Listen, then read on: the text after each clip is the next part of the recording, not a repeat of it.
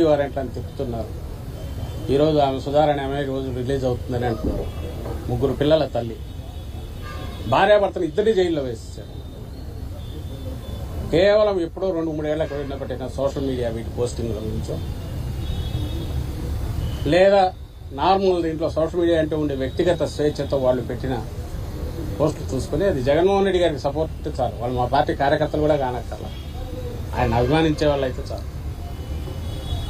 రాత్రి తీసుకెళ్తున్నారు. ఇప్పుడు ఇక్కడే ప్రేమ్ ఎక్కడ ఉండాలా? ప్రేమ్ మీ గుంటూరులోనే జరిగింది. వారంన్నర 2 వారాలు అవుతుంది. 13 రోజు 12 రోజులు తెల్లవారుజాము 3 గంటలకు వచ్చి తీసుకోవడమేంది. సోషల్ మీడియాలో యాక్టివ్గా ఉండేవాళ్ళు అందరినీ టెర్రరైజ్ చేసి ఇంట్లో వాళ్ళందరినీ, ఆడవాళ్ళను బెదరగొట్టి, ఎప్పుడో 30 ఏళ్ల క్రితం చూసేవాళ్ళం నక్సలైట్లను తీసుకెళ్లేవాళ్ళు అనేవాళ్ళు. కనీసం వాళ్ళని చూస్తే భయం ఉండేది వీళ్ళకు. అందుకే పోలీస్ స్టేషన్ పీటీ వారెంట్లు ఇట్లా తిప్పేవాళ్ళు కాదు, ఏడ పట్టుకుని వాళ్ళు తంతారు వాళ్ళు. వీళ్ళని మా వాళ్ళను ఇప్పుడు సోషల్ మీడియా యాక్టివిస్ట్ రాత్రులు తీసుకెళ్ళడం, శ్రీకాకుళం నుంచి తడ తీసుకెళ్తారు, తడ నుంచి ఇంకో దగ్గరికి తీసుకెళ్తున్నారు. హెరాస్మెంట్ అంటే ఎట్లుంటుంది, ఇదిగో ఇట్లా ఉండాలి అని కూడా మాకు నేర్పిస్తారు. భవిష్యత్తులో వీళ్ళని ఒక్కొక్కరిని ఏం చేయాలి, ఎట్లా చేయాలి రాసి పెట్టుకొని అనేది మాకు నేర్పిస్తున్నారు. వైఎస్ఆర్సీపీకి, మాకు, నాయకులకు, కార్యకర్తలకు. జగన్మోహన్ రెడ్డి గారు ఇందులో 5% 1% అయినా ఈ ధోరణితో వ్యవహరించే వాళ్ళు అయింటే చంద్రబాబు నాయుడు మేము వచ్చిన 3 నెలలకే జైల్లో ఉండేవారు. 2019 తర్వాత మేము వచ్చాక ఆ రోజు ఆయన అట్లా అనుకోనందువల్లే చంద్రబాబు నాయుడు కింద కేసుల మీద ఎంక్వైరీలు జరిగి, దర్యాప్తులు జరిగి, ఆ తర్వాత ఫైనల్ దీనిగా ఆయన అరెస్ట్ చేశారు తప్ప.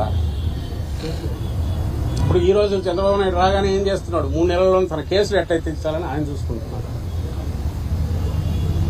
నేను చెప్పదలుచుకుంది ఒక్కటే, ప్రజలు అధికారం ఇచ్చింది ప్రజల గురించి ఆలోచించాలా, ప్రజల సమస్యలు పరిష్కరించాలా, ప్రజల కోసం నిలబడాలని జగన్మోహన్ రెడ్డి గారు అంటున్నారు. ఆయన ఆకాంక్షలకు అనుగుణంగానే మా పార్టీ నచ్చింది.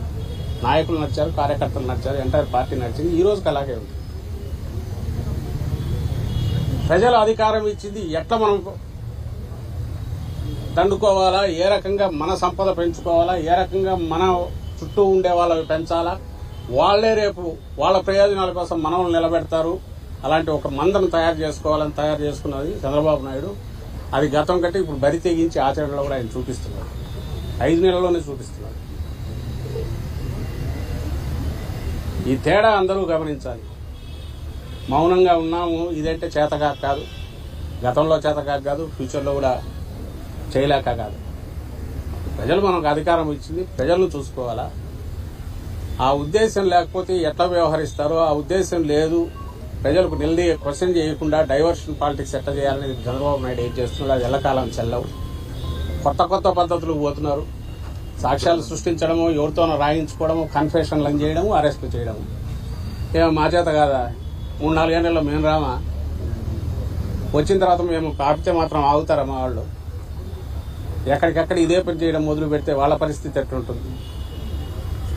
నక్క తెలివితేటలతో గుంటనక్కల్లాగా వ్యవహరించి చేసేంత తెరచాటు ఉండదు వైఎస్ఆర్ కాంగ్రెస్ పార్టీని. అలాంటి వ్యవహారాలు చేయాల్సి వస్తే పులి పంజా ఎట్లుంటుందో అట్లా దెబ్బ తగిలించి, ఇది నేను ఏదో దీనిగా చెప్పట్లా, నాటకీయంగా కూడా చెప్పట్లా, దెబ్బ తగిలిన వాళ్ళకి తెలుస్తూ ఉంటుంది. నువ్వు ఆ దెబ్బ కొడుతున్నావు అంటే, ఎట్లయినా కొట్టచ్చని నువ్వు చూపిస్తున్నావు అంటే, ఆ ఎట్లయినా కొట్టడంలో నీకంటే బలంగా కొట్టగలిగిన శక్తి వైఎస్ఆర్సీపీకి ఉంది. ఎందుకంటే ఇది అభిమానంతో ఏర్పాటైన పార్టీ, అభిమానులుగా కార్యకర్తలుగా ఉన్న పార్టీ, జగన్మోహన్ రెడ్డి గారిని ఓన్ చేసుకున్న కార్యకర్తలు ఉన్న పార్టీ. ఈ దెబ్బ చాలా భయంకరంగా ఉంటుంది. ఇప్పటికైనా ప్రాప్త కాలజ్ఞతతో, అంటే ఆలోచించి చంద్రబాబు నాయుడు గారు కానీ ఆయన చుట్టూ ఉండేవాళ్ళు కానీ, మనమే ఒక విత్తనం వేస్తున్నాం, ఇది పెద్దది అయినాక రేపు మనకే తగులుతుంది అని వాళ్ళు రియలైజ్ అయితే వాళ్లకు మంచిది, రాష్ట్రానికి మంచిది, ప్రజలకు కూడా మంచి జరుగుతుంది. ఇంతే మేము విజ్ఞప్తి చేయగలిగాం. ఇది ఎల్లకాలం ఉండదు, సీజన్ మారుతోంది. 5-6 నెలలు అయింది, ఇప్పటికే మొదలైంది. ఇంకొక 5-6 నెలలు అయితే వాళ్ళు కడుక్కోవడానికే కుదరదు.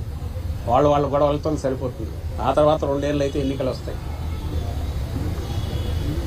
ఇవన్నీ దృష్టిలో పెట్టుకొని, వచ్చే కాలాన్ని కూడా దృష్టిలో పెట్టుకొని కొంచెం ప్రాగ్మాటిక్గా ప్రాక్టికల్గా ఆలోచించమని ఆ విజ్ఞత వాళ్ళకు ప్రసాదించమని కోరుతున్నాం చంద్రబాబు నాయుడు గారు కానీ ఆయన చుట్టూ ఉండే వాళ్ళకి కానీ.